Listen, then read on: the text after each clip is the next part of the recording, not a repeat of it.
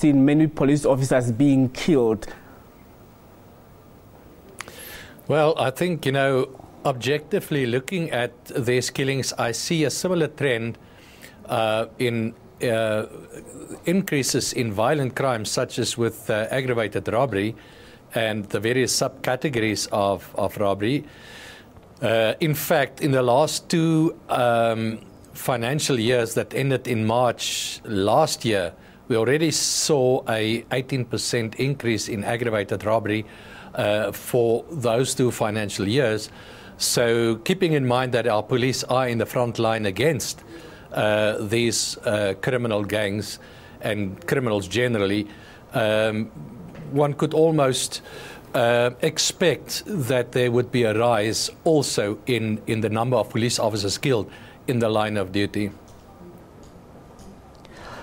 Are police not taking care of themselves? Is it a question of them being in a catch-22 situation whereby they are afraid to shoot first, meaning that they would be killing the suspects instead of apprehending them?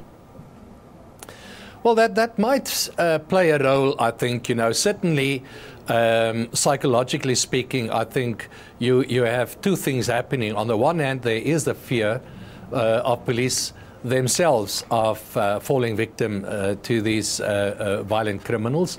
I mean, we saw this increase in police killings, and on average over the last number of years, you know, between 70 and 80 police officers are killed annually. So certainly that must be in the back of the mind of all of our police officers.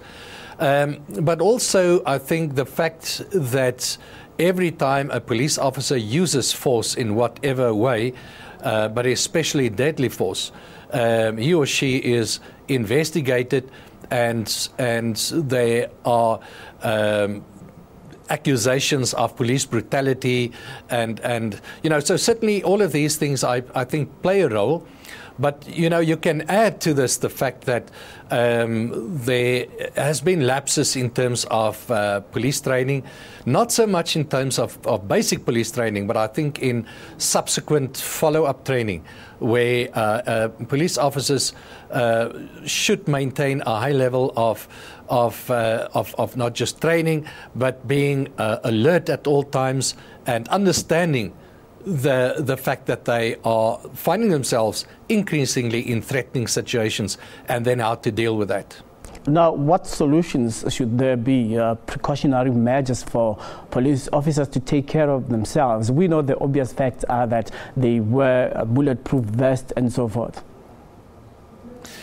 Yeah, you know, the solution to the problem of police killings is not a straightforward one. It's not an easy one. You have to, of course, again look at the training of police officers, especially ongoing training for those frontline police officers. You cannot rely only on your basic training. Secondly, I think you have to look at the equipment of police officers.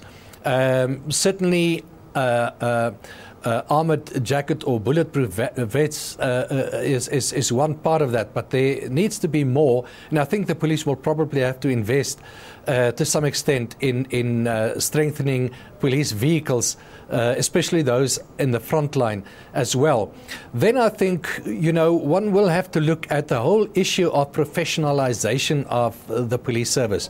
We need to restore public trust and confidence and respect for the police again. And you will only achieve that if you look at the quality of people that you enlist into the police service, the way in which you appoint people to key positions, and then the way in which you restore command and control in the police service.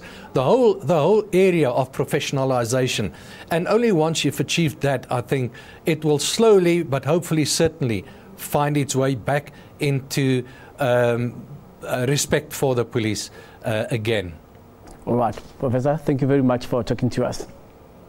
It is my